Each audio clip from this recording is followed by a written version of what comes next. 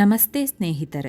ಶನಿ ಕೇವಲ ಅಶುಭ ಫಲವನ್ನು ನೀಡುವವನು ಮಾತ್ರವಲ್ಲ, ಶುಭ ಫಲವನ್ನು ಕೂಡ ನೀಡುತ್ತಾನೆ. ಶನಿ ನೀಡುವ ಶುಭ ಫಲಕ್ಕಾಗಿ, ಶನಿ ದೋಷ ನಿವಾರಣೆಗಾಗಿ ಯಾವ ಮಂತ್ರವನ್ನು ಪಠಿಸಬೇಕು, ಶನಿ ಮಂತ್ರ ಪಠಿಸುವುದರ ಪ್ರಯೋಜನಗಳೇನು ಎಂಬುದನ್ನು ತಿಳಿಯೋಣ. ಶನಿದೇವರನ್ನು ನ್ಯಾಯ ಮತ್ತು ಶಿಕ್ಷೆಯ ದೇವರು ಎಂದು ಹೇಳಲಾಗುತ್ತದೆ. ಶನಿದೇವನು ಓರ್ವ ವ್ಯಕ್ತಿಗೆ ಆತನ ಕಾರ್ಯಗಳಿಗೆ ಅನುಗುಣವಾಗಿ ಶಿಕ್ಷೆ ಮತ್ತು ಶುಭ ಮತ್ತು ಅಶುಭ ಫಲಿತಾಂಶಗಳನ್ನು ನೀಡುತ್ತಾನೆ. ಈ ಕಾರಣಕ್ಕಾಗಿ ಜನರು ಭಗವಾನ್ ಶನಿದೇವನ ಬಗ್ಗೆ ಭಯದ ಭಾವನೆ ಹೊಂದಿದ್ದಾರೆ. ಶಾಸ್ತ್ರಗಳ ಪ್ರಕಾರ ಶನಿದೇವನು ಒಳ್ಳೆಯ ಕೆಲಸಗಳನ್ನು ಮಾಡುವ ವ್ಯಕ್ತಿಗೆ ಶುಭ ಫಲಿತಾಂಶಗಳನ್ನು ನೀಡುತ್ತಾನೆ ಮತ್ತು ಕೆಟ್ಟ ಕೆಲಸಗಳನ್ನು ಮಾಡುವ ವ್ಯಕ್ತಿಗೆ ಅಶುಭ ಫಲಿತಾಂಶಗಳನ್ನು ನೀಡುತ್ತಾನೆ. ಇಂದು ಶನಿಯ ಹಿನ್ನಡೆಯ ಚಲನೆಯ ಕೊನೆಯ ಶನಿವಾರ ಮತ್ತು ಶನಿವಾರ ಶನಿದೇವರ ಮಂತ್ರಗಳನ್ನು ಪಠಿಸುವುದು ಶುಭ ಫಲಿತಾಂಶಗಳನ್ನು ನೀಡುತ್ತದೆ. ಮತ್ತೊಂದೆಡೆ ಶನಿ ಮಂತ್ರಗಳನ್ನು ಪಠಿಸುವುದರಿಂದ ಶನಿ ತನ್ನ ಹಾದಿಯಲ್ಲಿ ನಿಮಗೆ ಲಾಭದಾಯಕ ಮತ್ತು ಶುಭ ಫಲಿತಾಂಶಗಳನ್ನು ನೀಡಬಹುದು. ಮತ್ತೊಂದೆಡೆ ಭಗವಾನ್ ಶನಿದೇವನ ಮಂತ್ರಗಳನ್ನು ಪಠಿಸಲು ನೀವು ಕುಶಾದ ಆಸನವನ್ನು ಬಳಸಬೇಕು. ಹಾಗಾದರೆ ಶನಿದೇವರ ಶಕ್ತಿಶಾಲಿ ಮಂತ್ರಗಳ ಬಗ್ಗೆ ತಿಳಿಯೋಣ. ಶನಿ ಬೀಜ ಮಂತ್ರ. ಓಂ ಪ್ರಾಂ ಪ್ರೀಂ ಪ್ರೌಂ ಸಹ ಶನೈಶ್ಚರಾಯ ನಮಃ.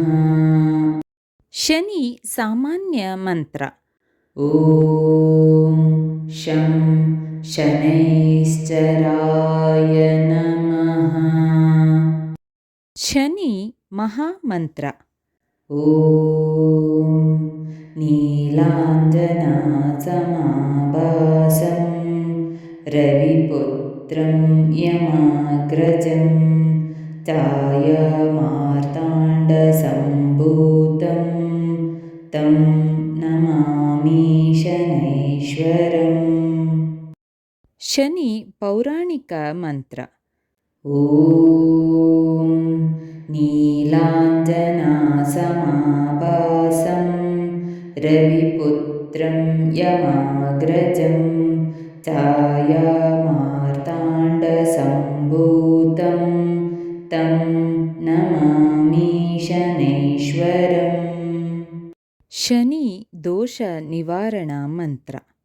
ಓಂ ತ್ರಯಂಬಕಂ ಯಜಾಮಹೇ ಸುಗಂಧಿಂ ಪುಷ್ಟಿವರ್ಧನಂ ಊರ್ವಾರುಕಮಿವ ಬಂಧನಾನ್ ಮೃತ್ಯೋರ್ರಕ್ಷೀಯಮಾಮೃತಾತ್. ಶನಿ ವೈದಿಕ ಮಂತ್ರ. ಓಂ ಶನ್ನೋ ದೇವೀರವಿಷ್ಟಯ ಆಪೋ ಭವಂತು ಪೀತಯೇ ಶಂ ಯೋ ರವಿಸ್ರವಂತು ನಃ. ಶನಿ ಗಾಯತ್ರಿ ಮಂತ್ರ. ಓಂ ಭಗಭವಾಯ ವಿದ್ಮಹೇ ಮೃತ್ಯುರೂಪಾಯ ಧೀಮಹಿ ತನ್ನೋ ಶನಿಃ ಪ್ರಚೋದಯಾತ್. ಶನಿ ತಾಂತ್ರಿಕ ಮಂತ್ರ. ಓಂ ಪ್ರಾಂ ಪ್ರೀಂ ಪ್ರೌಂ ಸಹ ಶನೈಶ್ಚರಾಯ ನಮಃ. ಉತ್ತಮ ಆರೋಗ್ಯಕ್ಕಾಗಿ ಶನಿ ಮಂತ್ರ. ಧ್ವಜಿನಿ ಧಾಮಿನಿ ಚೈವ ಕಂಕಾಳಿ ಕಲಹಪ್ರಿಯ ಕಂಕಟಿ ಕಲಹಿ ಚ ಉತ ತುರಂಗಿ ಮಹಿಷಿ ಅಜ ಶನೈಗ್ರಾಮಾನಿ ಪತ್ನಿನಾಮೇತಾನಿ ಸಂಜಪನ್ ಪುಮಾನ್ ದುಃಖಾನಿ ನಾಶ್ನೈ ನಿತ್ಯಂ ಸೌಭಾಗ್ಯಮೇತತೆ ಸುಖಂ. ಓಂ ಶಂ ಶನೈಶ್ಚರಾಯ ನಮಃ.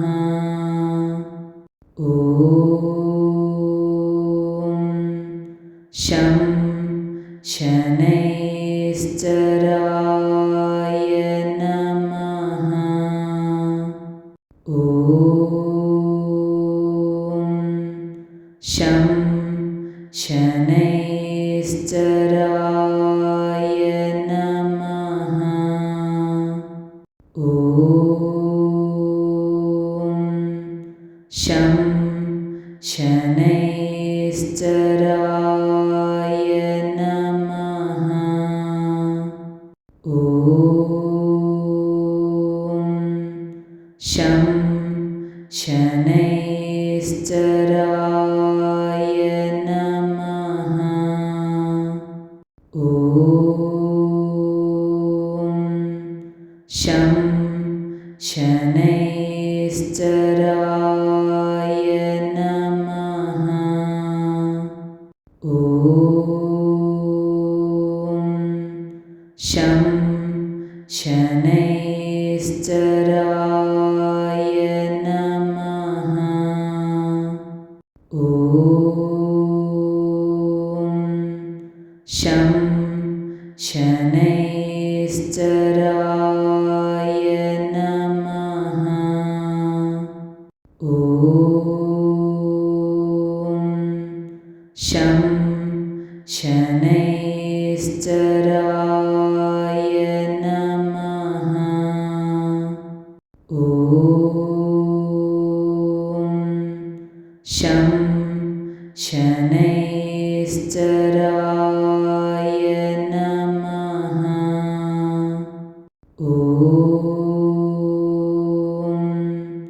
शं शनैश्चराय नमः। ॐ शं शनैश्चराय नमः। ॐ